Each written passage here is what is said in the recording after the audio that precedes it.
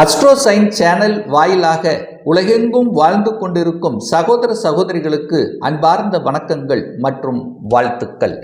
இன்றைய பதிவு மார்கழி மாத ராசி பலன்கள். முதலில் இந்த மாதத்துக்குரிய கிரக அமைப்புகளை பார்க்கும் பொழுது குழந்தை காரகன் தன காரகனான குரு பகவான் வக்ரம் பெற்று ரிஷபமனையில் வீற்றிருக்க, இந்த மாதத்தினுடைய தொடக்க நாளில் மனோ காரகனான சந்திரன் மிதுனமனையில் வீற்றிருக்க, கடகமனையில் அதாவது சகோதரருக்கு காரகன் என்று சொல்லக்கூடிய செவ்வாய் பகவான் வக்ரம் பெற்று கடகமனையில் இருக்கக்கூடிய இந்த மாதத்தில் இந்த ராகு கேதுக்கள் பிரம்மாண்டத்துக்கு காரகனான ராகு பகவான் மீனமனையில் அமர்ந்திருக்க, ஞான காரகனான கேது பகவான் கன்னிமனையில் வீற்றிருக்க, புத்திசாலித்தனம் மிக்க அறிவுக்கு காரகன் என்று சொல்லக்கூடிய புதன் பகவான் விருச்சிக மனையில் இந்த மாதம் பிரவேசிக்க போகிறார்.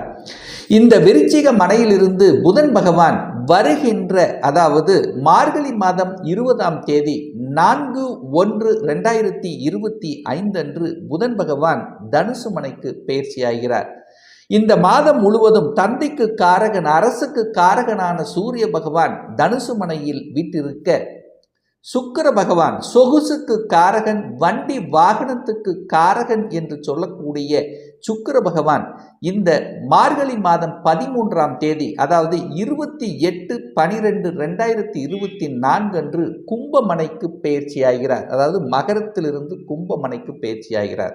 தொழில் காரகனான சனி பகவான் கும்பமனையில ஆட்சி பலம் பெற்று மூல திரிகோண பலத்துடன் இருக்கக்கூடிய இந்த மார்கழி மாதத்தில் என்ன மாதிரியான பலன்கள், சாதகம் என்ன பாதகம் என்ன, எதை செய்யலாம் எதை செய்யக்கூடாது, எந்த தெய்வத்தை வழிபாடு செய்வது இந்த மாதம் உகந்தது என்பதை பற்றித்தான் இந்த பதிவில் டீட்டெயிலாக பார்க்க போகிறோம். அதற்கு முன்னால் நம்முடைய சேனலை ஃபர்ஸ்ட் டைம் நீங்கள் பார்ப்பவர்கள் என்றால் மறக்காம சப்ஸ்கிரைப் பண்ணிக்கிங்க. ரிஷபராசி அன்பர்களே, இந்த மார்கழி மாதம் எப்படி இருக்கும் அப்படின்னு பார்க்கும் பொழுது உங்கள் ராசிநாதன் லக்னநாதன் என்று சொல்லக்கூடிய சுக்கிர பகவான் 9ஆம் இடம் என்று சொல்லக்கூடிய பாக்கியஸ்தானத்தில் அமர்ந்திருக்கார். ஒரு சுபர் ஒரு திரிகோணத்தில் இருப்பது கூடுதல் நன்மையை தரக்கூடிய அமைப்பு. அதுவும் சனியினுடைய வீட்டில் இருக்கார், தன்னுடைய நண்பரின் வீட்டில் இருக்கார். அப்போ சுக்கிரனுக்கு வீடு கொடுத்த சனி பகவானும் ஆட்சி பலத்தோட வலிமையா இருக்கார். அப்போ உங்களுடைய எண்ணங்கள் செயல்கள் சிந்தனைகள் சிறப்பு பெருமங்கிறது தான். அப்போ சுக்கிரன் தனது 7ஆம் பார்வையாக 3ஆம் இடத்தை பார்க்கிறார். உங்களுடைய முயற்சிகள் பலிதமாக கூடிய ஒரு நல்ல மாதமாக அமையும். அதே சமயத்தில் புதன் பகவான் உங்க ராசி லக்னத்தை பார்க்கிறார். அப்போ புதனுங்கிறது யாரு? புத்திசாலித்தனம் மிக்க ஒரு கிரகம் அல்லவா? நல்ல அறிவு புலப்படும், நல்ல ஸ்ட்ராட்டஜிக் பிளான், எதை எங்க பேசணுமோ அதை பேசக்கூடிய தன்மை, அறிவாற்றல் என்பது நன்றாக இருக்கக்கூடிய தன்மை. 8ஆம் அதிபதியாகிய குரு அங்கே லக்னத்தில் உட்கார்ந்திருக்கார். 8க்குரியவன் லக்னத்தில் இருப்பது நல்லதானா? நல்லது இல்லை. ஆனால் அதே லாபாதிபதியாக இருந்து லக்னத்தில் இருக்கிறது நல்லது. அப்போ என்ன, எதிர்மறை எண்ணங்கள் நெகட்டிவ் விஷயத்துக்கு மட்டும் போகக்கூடாது. பெரிய மனிதர்களினுடைய தொடர்புகளை கொடுக்கக்கூடிய ஒரு நல்ல மாதம் தான் இந்த மார்கழி மாதம்.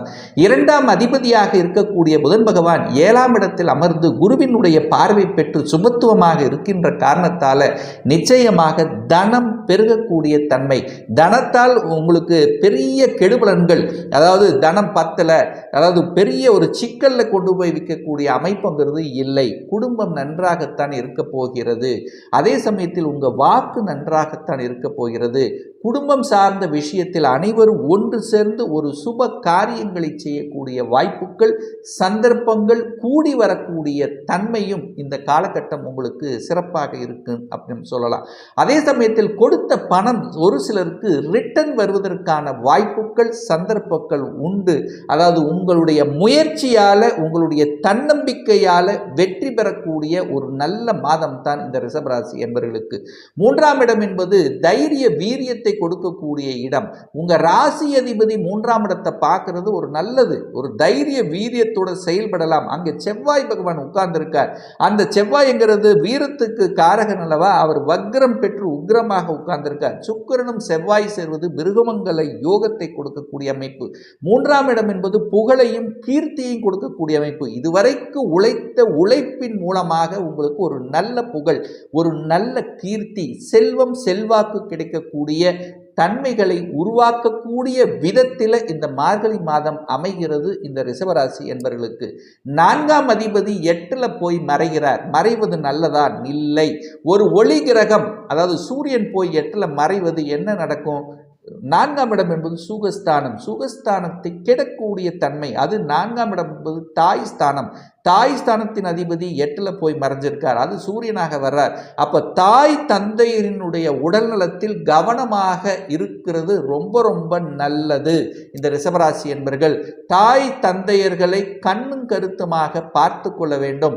அவர்களுடைய மனதை வருத்தப்படக்கூடிய விதத்தில் நீங்கள் நடக்கக்கூடாதுங்கிறதை ஞாபகத்தில் வைத்துக் கொள்ளுங்கள்.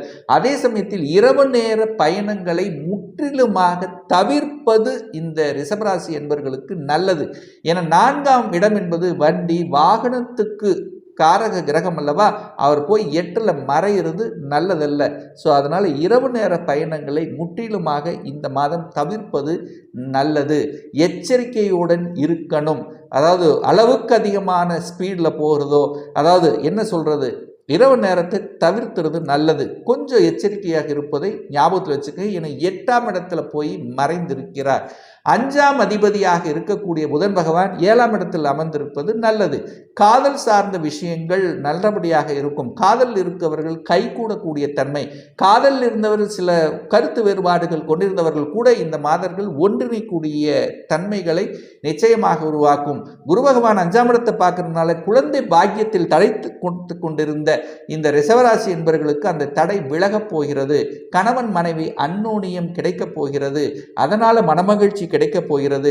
குழந்தை பாக்கியத்துக்காக ஏற்படுத்தக்கூடிய சில விஷயங்கள் நல்லதாகவே இருக்கும். குழந்தை பாக்கியம் கிடைக்கக்கூடிய அனுமதி கிடைக்கக்கூடிய அமைப்பு இந்த மாதம் இருக்கிறது. அந்த குழந்தைகளால் நல்லவைகள் நடக்கக்கூடிய அமைப்பு இருக்கன்னா நிச்சயமாக உண்டு. என குரு குழந்தை காரகனான குரு பகவான் குழந்தை ஸ்தானத்தை பார்ப்பதும் குழந்தை ஸ்தானத்தின் அதிபதியாக இருக்கக்கூடிய புதன் பகவானை குரு பார்ப்பதும் இந்த மாதம் குழந்தையின் மூலமாக நல்லவைகள். குழந்தைகள் உங்களுக்கு உறுதுணையாக இருப்பார்கள். இதுவரைக்கும் உங்கள் பேச்சை கேட்காதவங்க கூட கேட்பாங்க. குழந்தைகள் மூலமாக நல்ல செய்திகள் உங்களுக்கு வரக்கூடிய அமைப்பு. நல்ல படிப்பாங்க. நல்ல படிக்கிறா அப்படிங்கிற ஒரு நல்ல விஷயம் உங்கள் காதுக்கு வரக்கூடிய அமைப்பு. குழந்தைகள் செட்டில் ஆகக்கூடிய அமைப்பு. படித்த படிப்புக்குண்டான வேலை கிடைக்கக்கூடிய அமைப்பு. வெளிநாட்டில் போய் வேலை பார்க்கக்கூடிய அமைப்பு. குழந்தைகள் வெளிநாட்டில் போய் படிக்கக்கூடிய அமைப்பு அல்லது வேலை பார்க்கக்கூடிய அமைப்பு. அத்தனை அம்சங்களும் இந்த மாதம் சிறப்பு பெறுகிறது அப்படின்னு சொல்லலாம். அதே சமயத்தில் 6ஆம் அதிபதி கடன், நோய், எதிர்ப்பு, பகையை தரக்கூடிய அந்த சுக்கிரன் 9ஆம் இடத்தில் இருப்பதும் குருவினுடைய பார்வை பெற்றிருப்பதும் ஒரு நல்ல அமைப்பு தான். கடன் சார்ந்த விஷயத்தில் கடன் கழுத்தை நெரிக்கும் என்கின்ற அமைப்பு இருக்கிறதுனால, என 8ஆம் அதிபதியாக இருந்து அந்த 6ஆம் அதிபதியை அந்த சுக்கிரனை அந்த குரு பார்க்கறதுனால கடன் விஷயத்தில் மட்டும் கவனமாக இருக்கணும். ஏன்னா சுக்கிரனுங்கிறது உங்களுக்கு 6ஆம் அதிபதி, குருங்கிறது 8ஆம் அதிபதி. 6, 8ஆம் அதிபதிகள் இணைகின்ற காரணத்தால் கடன், நோய், எதிர்ப்பு, பகை, வம்பு, வழக்கு, கோர்ட்டு கேஸ் இந்த மாதிரியான விஷயத்துக்கு போகக்கூடாதுங்கிறதை ஞாபகப்படுத்தி கொள்ளுங்கள். 7ஆம் இடத்தை குரு பார்ப்பதும் அங்கு 5ஆம் இடம் இருக்கிறதும் நல்ல ஒரு அமைப்பு. கூட்டு தொழிலாளிகள், அதாவது கூட்டாளிகளால் உங்களுக்கு நல்லவைகள் நடக்கக்கூடிய தன்மை. கணவன் மனைவி அல்லது நண்பர்கள் கூட்டு தொழில் இருக்கின்றவர்கள் இந்த மாதம் கணிசமான லாபத்தை பெறக்கூடிய அம்சம்ங்கிறது இருக்கு. சமுதாயத்தில் ஏதாவது ஒரு நல்லது செய்யணுங்கிற எண்ண ஓட்டங்களை கொடுக்கக்கூடிய ஒரு நல்ல மாதம். அதாவது நீங்கள் உழைக்கின்ற பணத்தை, அதாவது உங்கள் தொழிலால் கிடைக்கக்கூடிய ஒரு சிறு தொகையாவது சமூக நலனுக்கு செலவிட வேண்டும் அப்படிங்கிற ஒரு எண்ணத்தை கொடுத்து அதன் மூலமாக புகழையும் அந்தஸ்தையும் கௌரவத்தை கொடுக்கக்கூடிய ஒரு நல்ல மாதமாக நிச்சயமாக அமையும். சூரியன் 8ல் இருக்கிறனால தந்தை வர்க்கம் சார்ந்த விஷயங்கள் கவனம். இந்த சொத்து பிரச்சனை, பாக பிரச்சனை இந்த மாதிரியான விஷயத்துக்கு போக வேண்டாம். என செவ்வாய், சகோதர காரகனான செவ்வாய் நீச்சமாக இருக்குது. ஆனால் சூரியனும் அங்கே 8ல் போய் மறைகின்ற காரணத்தால் இந்த சொத்து பிரச்சனை, பாக பிரச்சனை இந்த மாதிரியான பிரச்சனைகளுக்கு இந்த மாதம் செல்ல வேண்டாம். 9ஆம் இடத்துல பாக்கியஸ்தானத்தில் சுக்கிரன் இருப்பது, அதாவது சுக்கிரன் என்பது கிரகம் உங்கள் லக்னாதிபதி, உங்கள் ராசியாதிபதி 9ஆம் இடத்தில் இருக்குது. அப்போ தந்தையை பார்க்கணும். தந்தை சார்ந்த விஷயத்தில் உங்கள் எண்ண ஓட்டங்களை அதிகமாக கொடுக்கக்கூடிய ஒரு காலம். அப்போ தாய் தந்தையை நன்றாக பார்த்து கொள்ளக்கூடிய தன்மை, அவர்களை போய் பார்க்கக்கூடிய தன்மைகளை இந்த மாதம் நிச்சயமாக உருவாக்கும். 10ஆம் அதிபதி 10ஆம் இடத்திலேயே ஆட்சி பலத்தோட மூல திரிகோண பலத்துடன் வலிமையாக இருக்கார். அப்போ 10ஆம் அதிபதி வலிமையாக இருக்கும்போது என்ன, வேலை நன்றாக இருக்க போகிறதுன்னு அர்த்தம். ஆனால் சனி அங்கே இருக்கிறதுனால என்ன, சில கெடுதல் என்ன, கொஞ்சம் அழுத்தம் ப்ரெஷரோடு இருக்கக்கூடிய தன்மை. என கடந்த காலத்தில் அது வக்ரமாக இருந்து உக்ரமாக இருந்து ஒரு வேலை தான் ஒரு செட்டில் ஆகலை, ஒரு மாதிரியாக இருக்குது, மாறலாமாங்கிற. ஆனால் வேலை உண்டு, வேலையில் பெரிய இடைஞ்சல்கள் இல்லை, ஆனால் ஒரு நெருடல்களை கொடுக்கக்கூடிய தன்மைங்கிறது இருக்குது. ராகு 11ஆம் இடத்துல உட்கார்ந்துருக்கார். லாபஸ்தானத்தில் ராகு, பிரம்மாண்டத்துக்கு காரகனான ராகு, வெளிநாட்டின் மூலமாக பணவரவு உண்டு. வெளிநாட்டு, அதாவது அந்நியர்கள் மூலமாக, வெளிநாட்டு நண்பர்கள் மூலமாக அனுகூலங்களை கொடுக்கக்கூடிய ஒரு நல்ல மாதமாக நிச்சயமாக அமையும். இந்த ராகு என்ன நினைக்கும்னா, பிரம்மாண்டமான ஒரு ஆசையை கொடுக்கக்கூடிய அமைப்பை உருவாக்கும். அப்போ என்ன, இன்னொரு தொழிலை செய்யலாம் என்கின்ற எண்ண ஓட்டங்களை கொடுக்கக்கூடிய அமைப்பு இருக்குது. அதே சமயத்தில் கலைத்துறையில் ஒரு நாட்டத்தை கொடுக்கக்கூடிய அமைப்பு, கலைத்துறையில் ஈடுபாடு இருக்கும். அழகு சார்ந்த துறைகள், ஜவுளி சம்பந்தப்பட்ட துறையில் இருப்பவர்களுக்கு இந்த மாதம் கூடுதல் வளர்ச்சியை கொடுக்கக்கூடிய ஒரு நல்ல மாதமாக அமையும். அதே சமயத்தில் சுக்கிரன் சனியோடு சேர்றார் பார்த்தீங்களா. எப்போ, இந்த மார்கழி மாதம் 13ஆம் தேதி என்று சுக்கிர பகவான் சனி பகவானோட இணைகிறார். அப்போ சனி பகவானுக்கு நல்லது. சனி பகவானால் கெடுத்து கொண்டிருந்த சில விஷயங்கள், உங்களுடைய முயற்சியால் இதுவரைக்கும் நல்ல வேலை கிடைக்கல, வேலை தேடிட்டே இருக்க, வேலை கிடைக்கலையே, 4-5 இன்டர்வியூ அட்டன் பண்ணிட்டே இன்னும் வேலை கிடைக்கலையே என்று இருக்கக்கூடிய இந்த ரிஷபராசி அன்பர்களுக்கு மார்கழி 13ஆம் தேதிக்கு பிறகு, அதாவது 28/12/2024 பிறகு ஒரு நல்ல வேலை கிடைக்குங்கிறதுல மாற்று கருத்தை இல்லை. சுக்கிரன் சனியோடு சேரும்போது சுக்கிரன் கொஞ்சம் பாதிக்கப்பட்டு சனி நல்ல ஒரு தன்மையை கொடுக்கும்போது, சனி சுபத்துவமாக இருக்கும் பொழுது நல்ல வேலை அமையுங்கிறதுல மாற்று கருத்து நிச்சயமாக இல்லை. அப்போ வேலை நன்றாக இருக்க போகிறது, தொழில் நன்றாக இருக்க போகிறது, உங்கள் மனசு நன்றாக இருக்க போகுது. உங்கள் என்ன ஓட்டங்களை அத்தனையும் தொழிலை விரிவுபடுத்துவது, தொழிலில் எப்படி லாபத்தை சம்பாதிப்பது, இந்த மாதிரியான எண்ண ஓட்டங்கள் தான் அதிகமாக இருக்க போகுது அப்படின்னு சொல்லலாம். ஸோ இந்த மாதம் ஒரு நல்ல தெய்வ வழிபாடு அப்படின்னு எடுத்துக்கொண்டால், முதலில் குல தெய்வத்தை வழிபடுவது அனைத்து விதத்திலும் மேன்மை தரும். அதே போல இந்த மார்கழி மாதம் 15ஆம் தேதி, அதாவது 30/12/2024 திங்கட்கிழமை அமாவாசை அன்று ஸ்ரீ ஆஞ்சநேய பகவானுடைய ஜெயந்தி வருகிறது, அதாவது பிறந்த நாள் வருகிறது. அன்றைய தினம் யாருக்கெல்லாம் சனி திசை நடக்கிறதோ, சனி புத்தி நடக்கிறதோ, தொழில் ஏதாவது பிரச்சனையாக இருக்கிறதோ, உடல்நலத்தில் யாருக்காவது பிரச்சனையாக இருக்கிறதோ, கடன் சார்ந்த விஷயம், ஸோ இந்த மாதிரி இருக்கிறவங்க எல்லாம் அந்த ஆஞ்சநேய ஜெயந்தி அன்று ஆஞ்சநேய பகவானை வழிபடும் போது நிச்சயமாக உங்களுக்கு நன்மைகள் நடக்குங்கிறதுல எந்தவித மாற்று கருத்தும் கிடையாது. ஒரு துல்லிய பலன் வேணும், லைஃப் ப்ரெடிக்ஷன், அதாவது திருமணம் தடைப்பட்டு கொண்டே இருக்கிறது, எப்போ தான் நமக்கு திருமணம் நடக்கும், என்ன படிப்பு படிக்கலாம், எப்போ நமக்கு ப்ரமோஷன் கிடைக்கும், எப்போ நமக்கு குழந்தை பாக்கியம் அமையும், எப்போ வீடு கட்டலாம், இது போன்ற கேள்விகளுக்கு துல்லிய பலனை நம்மால் கூற முடியும்.